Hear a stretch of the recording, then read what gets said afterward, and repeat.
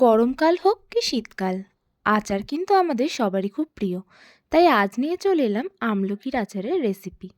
তার জন্য প্রথমে আমলকিগুলোকে সেদ্ধ করে আমলকির মাঝের দানাগুলো ছাড়িয়ে রেখে দিতে হবে। আর আচারের জন্য আমাদের মশলা তৈরি করতে হবে। তার জন্য একটা তাওয়া বসিয়ে গরম করে তাতে ধনে, জিরে, শুকনো লঙ্কা, মৌরি, পাঁচফোড়ন এবং গোটা গোলমরিচ ভালো করে ভেজে নিতে হবে।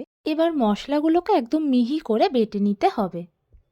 গরম কড়ায় তেল বসিয়ে তাতে শুকনো লঙ্কা, জিরে, পাঁচফোড়ন এবং লাল লঙ্কার গুঁড়ো আর সামান্য হলুদ গুঁড়ো ভালো করে মিশিয়ে তার মধ্যে আখের গুড় দিয়ে দিতে হবে।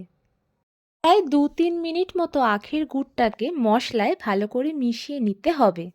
আখের গুড়টা একটু ফুটে এলে তার মধ্যে সেদ্ধ করে রাখা আমলকিগুলো ঢেলে দিতে হবে। তারপর সেই আমলকিগুলো ভালো করে সেই আখের গুড়ের সাথে মিশিয়ে নিতে হবে।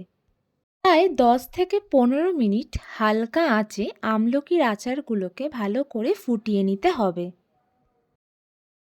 এবার আমলকির আচারটাকে একটা পাত্রে ঢেলে তার ওপর তৈরি করে রাখা সেই মশলাগুলো ছড়িয়ে দিলেই আমলকির আচার আমাদের খাওয়ার জন্য একদম তৈরি। আজকের ভিডিও এই অবধি। Thank you for watching.